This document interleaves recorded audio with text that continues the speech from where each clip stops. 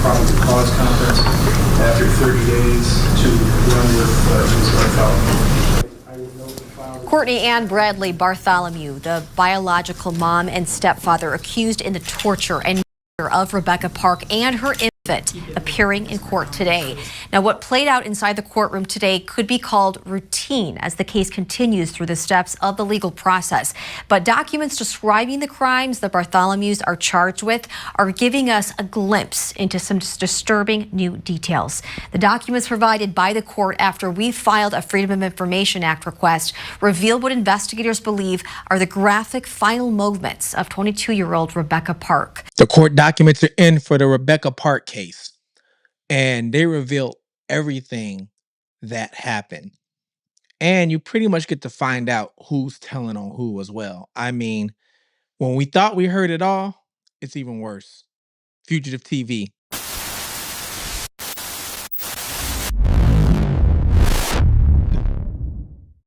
Welcome back. This is Fugitive TV, where we take a look at these cases from my point of view, a fugitive's perspective, because I was once a fugitive on the run, and I'm your host, Ray Marcel. But today what we're going to do is we are going to take a look back at the Rebecca K. Park case, the woman who went missing, who was pregnant. For you guys that's been following me, they found her. When they found her without the infant in her body. And right now, her mom is arrested, her biological mom, and her stepdad is arrested for this. And we got a little bit of the story from a court hearing from their bond arraignment. They said that they cut the little one out of her, but we didn't get the full story. So the court documents came out. Now, these court documents are long. I'm not going to read them all to you because they are long. We'd be here for a few hours.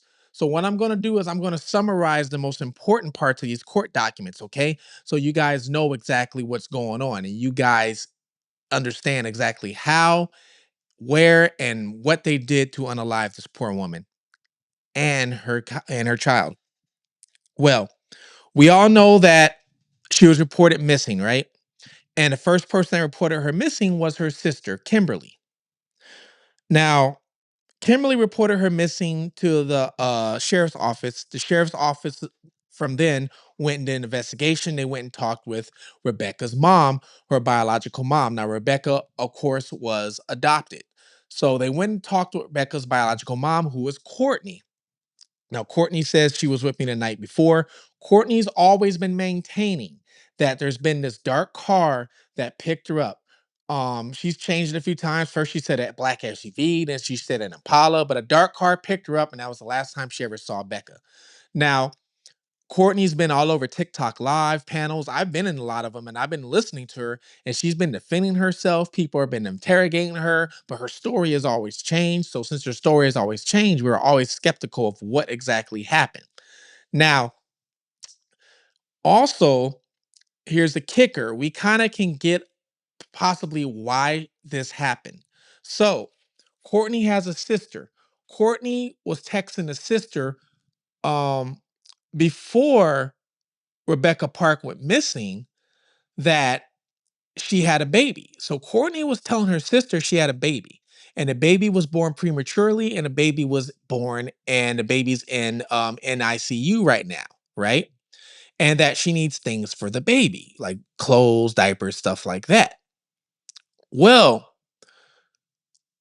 after Rebecca Park went missing, okay, she told her sister that her baby in ICU passed. And she doesn't need those things anymore. So she lied to her sister. She told her she was having or had a baby, but the baby's in in ICU. I need these things.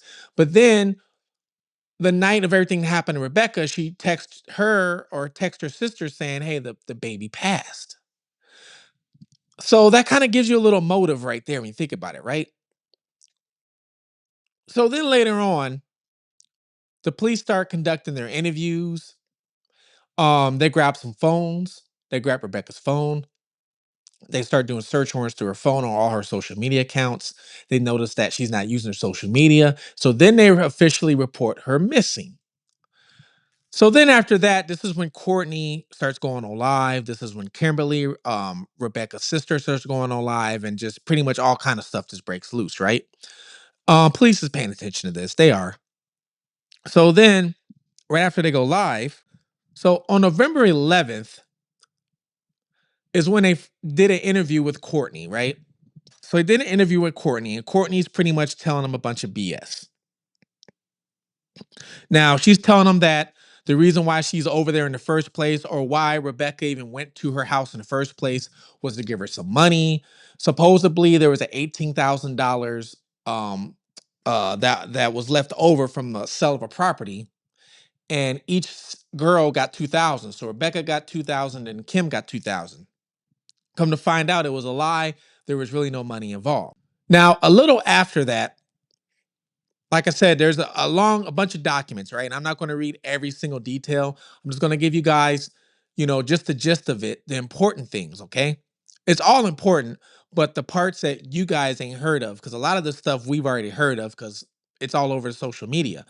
Well, a little bit after that, that's when Kim got arrested. Kim got arrested for pretty much lying to a police officer and tampering with evidence. And then Rich, who is Rebecca's baby's dad, got arrested.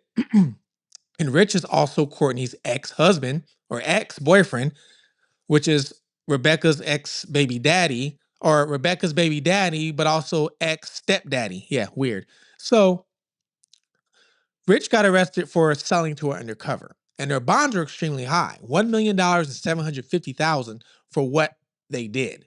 So a lot of people are like, why are their bonds so high? When I saw it, I was like, this is a scare tactic to get them to say something, probably, or they probably think that they're involved some sort of way. And everybody thought maybe they could be involved some sort of way. And some people were like, no, they're not, because nobody knew nothing. Well, later on, we start figuring out why maybe they were involved. Their bonds were so high. So during some investigations and interrogations, Courtney was pretty much blaming Rich. Courtney was saying Rich is this mean guy. Rich is a JERK. And he was acting crazy the last night I saw him, and I told Rebecca she can come back with me to my place. So she's pretty much trying to put the blame on Rich, right? During the first set of interviews. Now you're going to realize there's a lot of blaming going back and forth, and it's a lot of blaming going back and forth. Nobody's taking accountability for nothing at first, right? So later on, they still don't find Rebecca. The police pretty much are searching. So it's a bunch of volunteers searching. Volunteers go out there and search. They come across Rebecca's body, who was not far from Courtney's house. So police get out there. They see the body, they discover it's her. So then from there, they decide to get search warrants for Courtney's house, Courtney and Bradley, right? So while a cop is sitting there waiting for a search warrant because they've secured the area, they hear Bradley and Courtney over talking about burning the seat cover that was in the Ford F-150 because something was spilled on it. So in the court document, it really doesn't say if they were supposed to be talking to themselves, but the trooper overhears this, whatever, right? So he's like, why are they burning things? So of course he overhears this and remembers it. We all remember the night that they went in for supposedly lie detector tests, right? They took in Courtney and they took in Bradley in for a lie detector test. And right after a lie detector test, they come back and they go right on TikTok live, and then they're arguing on live over the lie detector test. It was crazy. From then, from that lie detector test, I had a hunch that Bradley caved in and started talking right away because he was also seen leading police around the property like they were looking for something. Now, on November 30th, a second search warrant was obtained, and what they did was they seized the 2007 Ford Escape, and then also they took a 1992 Ford F-150. And there's a reason why they took these two vehicles. They have Brad and they have Courtney, okay, sitting in jail in interrogation rooms. So they start interrogating Brad. Brad pretty much starts blaming Courtney. he starts saying that Courtney came home and there was DNA splatter all over the truck, that Courtney told him go out there and clean the truck. So he went out there and just cleaned the truck. I mean, no questions asked, clean the DNA off the splatter out of the truck, right?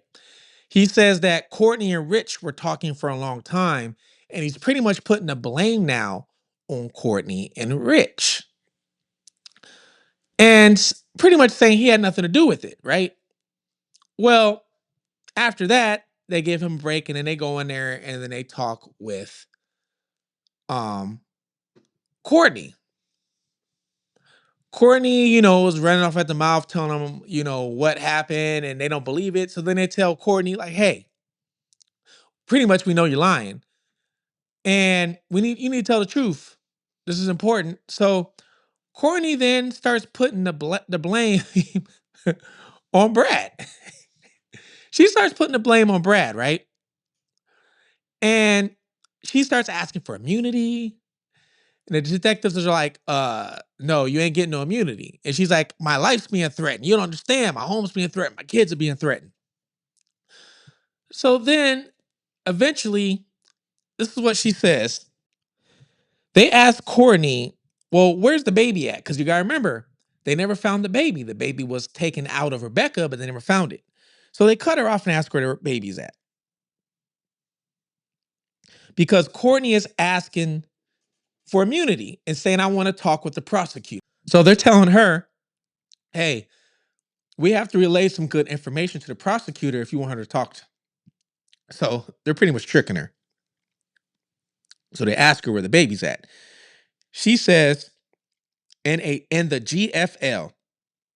He said he put him in a black bag. The cooler's gone. The cooler is Brad's work cooler. Adding, he put him inside the cooler and drove him up and down the road looking for a GFL. That wasn't mine. So a GFL is pretty much a trash can. She said that Brad took the baby, put the baby in a bag, then put the baby in a cooler and threw the cooler in the trash. So then the detective asked Courtney which vehicle he used to get rid of the body. She identified her white truck. She is then asked how he got her in a position to unalive her. She explained how she pulled into her driveway. She had notified him she was on the road. She explained that she got to the house, talked to Rebecca for a few minutes, and then Bradley walked and pulled her out and said, I want to talk to you. Courtney described the white truck was sitting out by the road and explained that she didn't think anything of it. Brad was supposed to be her stepdad. Courtney wanted to know what they were going to do. So basically, Courtney is saying Brad did everything and Courtney had nothing to do with it. She wasn't even there. So then she starts putting the blame on Brad, and not just Brad, on Kim. Now remember, Kim's in jail at this time, right? On that $750K bond, the sister. So now she's putting the blame on Brad and Kim. She says she reported Kimberly sending her coordinates to Rebecca's phone and asking Bradley why her daughter's phone would be across the road. And his response was, I don't effing know. She asked Bradley to take her to the phone and said he took her right to it. She said the phone was exactly where the coordinates is. So before they found Rebecca, they found Rebecca's phone. If you guys don't know, they found Rebecca's phone like right when they were reporting her missing and right before they reported her missing, her phone was pretty much right down the street from the house. So that's what they're talking about. She said it was out in the open and it appeared that someone had just set it down. They took the phone directly to Rich's, who's the baby dad. But before their arrival, she said that Bradley told her, I'm getting you right effing now. Do not say a effing word. Kimberly got the phone from Rich, and Courtney reported that Kimberly had called her and said she was taking the phone to the cops.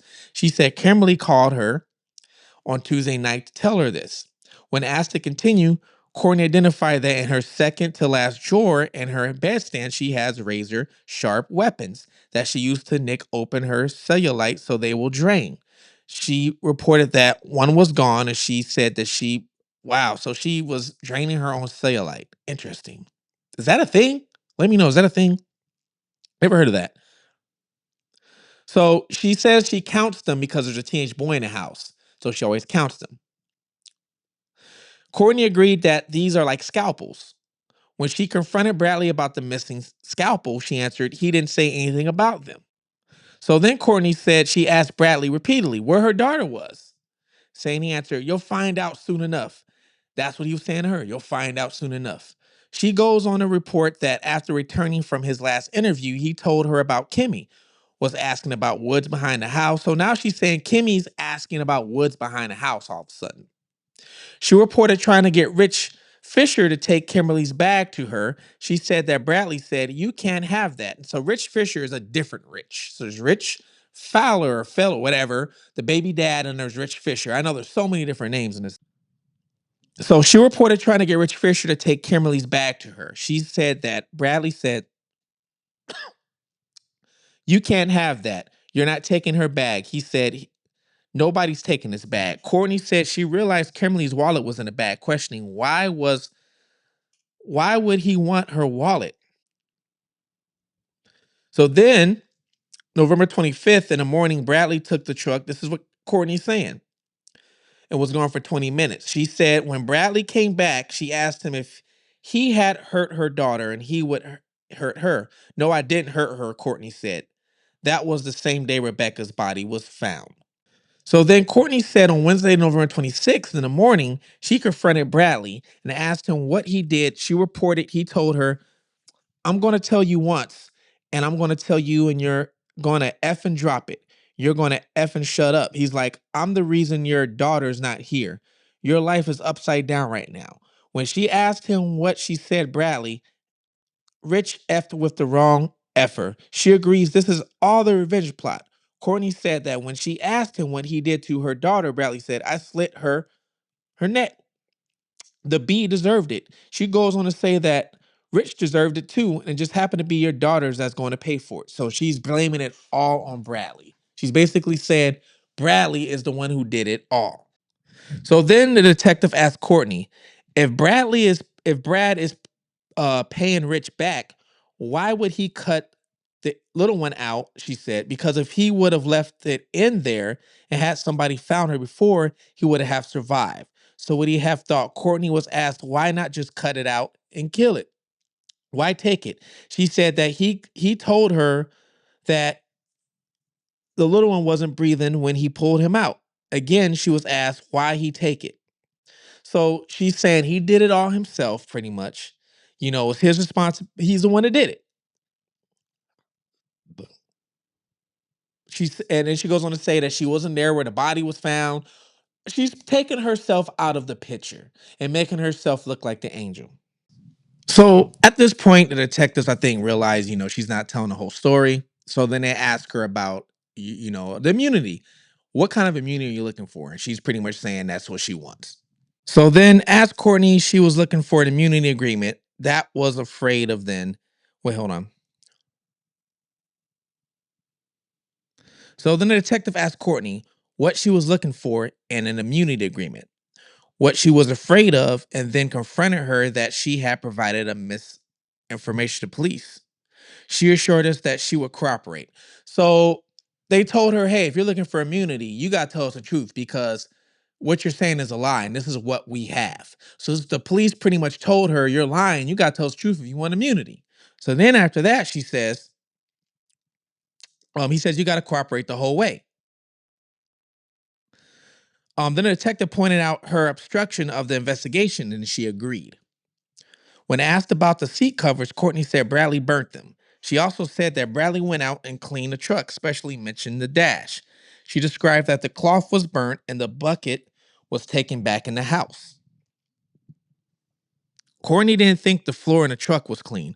Courtney asked about the Kimmy stuff. Then and there, she said Kimberly doesn't know anything. She was just trying to feel important. The detective confronted Courtney. Courtney that she was the person who told us recently that Kimberly was in the black car. She reported that Bradley came up with that story about Kimberly. So at one point during all this stuff, right, Courtney said that in the black car, Kimberly was in there. So Rebecca got in the car with Kimberly because they were trying to put the blame on Kimberly. All right. Kimberly was never in the black car because there was never no black car. Kimberly said, or Courtney said, she knew that Kimberly told us that she hit Courtney, her, and hit her body. When asked how she knows that Kimberly told us this, Courtney said that she told Ashley and reported Ashley is Rich's baby's mama. Somebody told somebody Ashley, Rich's baby's mama, and that's how Courtney found out. I'm taking it. Courtney said that all that Kimberly did was lie to police and had no involvement. She also said that Rich Failer was not involved, but did say she didn't know if he deleted anything from Rebecca's phone. So she's saying that Courtney or Rebecca, sister Kim, and Rebecca's baby's dad, Rich, has no involvement in this. So she's coming clean now. So then the detective asked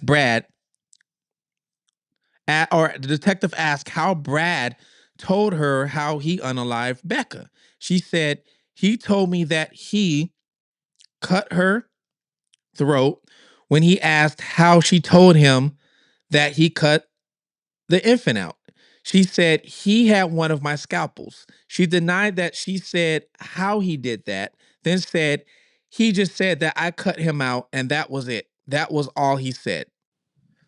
So then Courtney goes pretty much to describe what happens, right?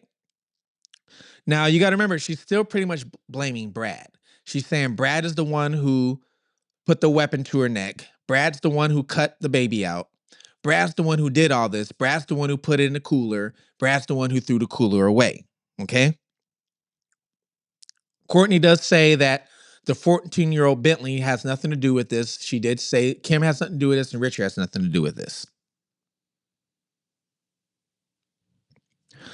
So then they go on to move Courtney to a different room, and then they go and interview Brad again. So when they go and interview the Brad, they pretty much say, "Hey, Brad, Courtney's blaming everything on you. Everything is coming down on you." And this is what Courtney's saying. And right after that, they mention that in Brad's first interview, they say, "Brad, you mentioned that she was poked with a weapon. So how do you know she was poked with a weapon in the first place if you weren't there?"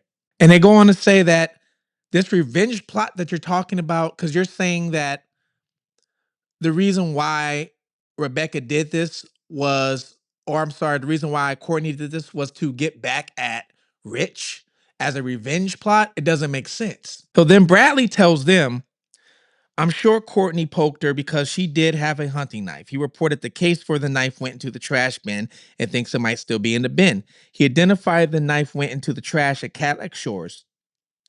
He reports that Courtney is one who cut the baby out of Rebecca. He confirms that he witnessed this and it had taken place right there. She is laying out on the trails behind the house. He confirmed that this is the reason he had told an officer to check the trails behind the house.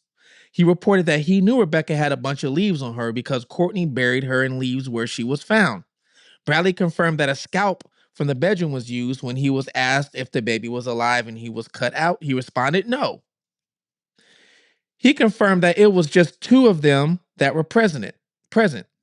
So now Brad is starting to confess.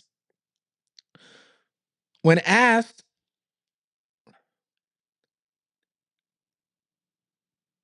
so they asked Bradley, when was the first time she was poked? He said the truck. She was poked in the truck.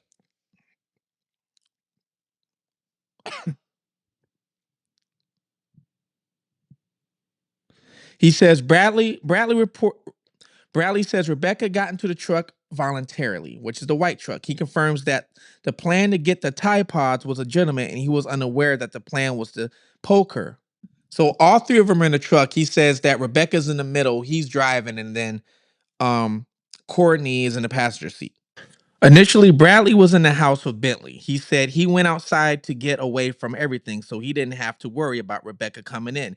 He denied getting a phone call from Courtney that they were in the driveway. When he got outside, Courtney and Rebecca were in Escape, and Courtney had said he blew out the tire on Escape.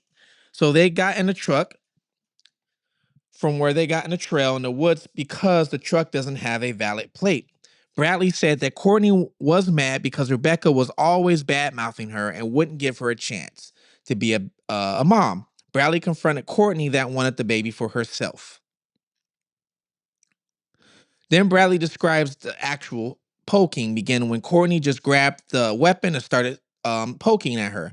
The knife had been down on Courtney's right. He said that stabbed her in the chest. As far as he knew, he jumped out of the truck when Courtney started swinging, so he wasn't sure.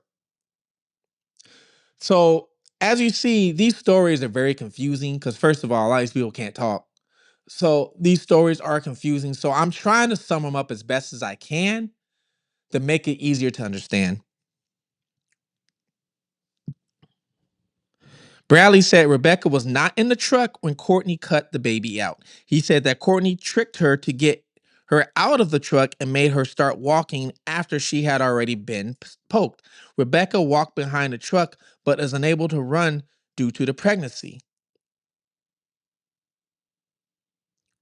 Then the detective asked what Courtney did to unalive Rebecca. He explained that Courtney had Rebecca lay down as she was still alive.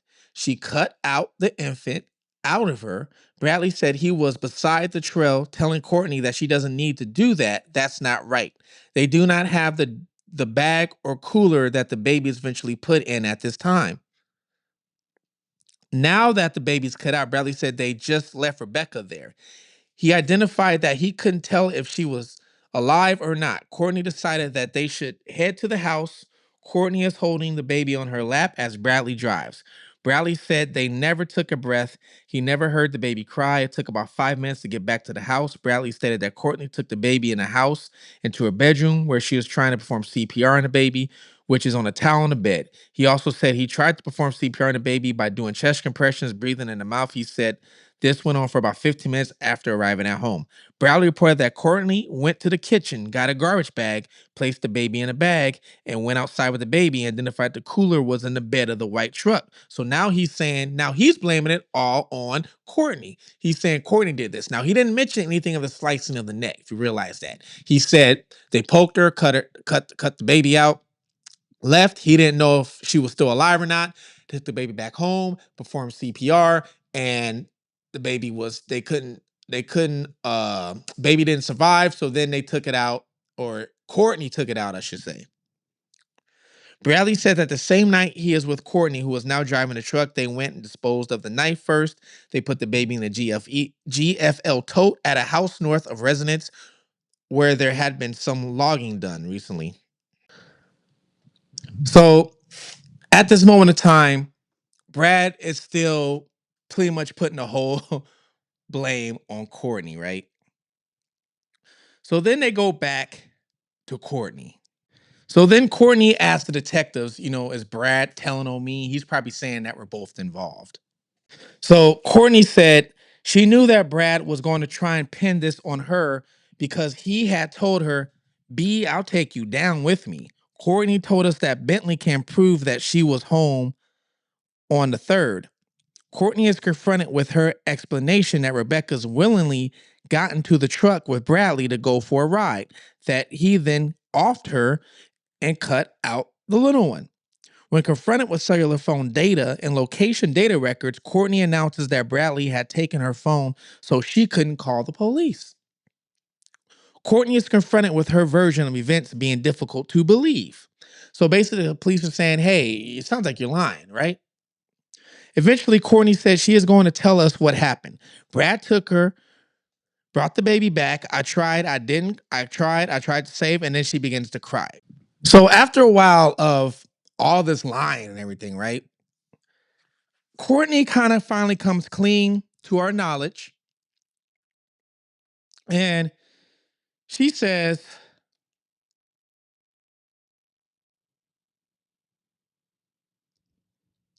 when confronted with the report that she poked Rebecca while driving down the road, Courtney denied it. When asked how all the blood got in the truck, she answered that it was from the knife. When suggested that Rebecca got back in the truck, eventually Courtney admitted that she cut the baby out of Rebecca in an attempt to save him so she could take him to Rich. When she cut the baby out, Courtney said Rebecca was still conscious and Bradley was holding the knife to her throat. She told Rebecca to lay back, or your infant is going to die. Courtney denied that Rebecca had been poked while in the truck. Eventually, it comes out that supposedly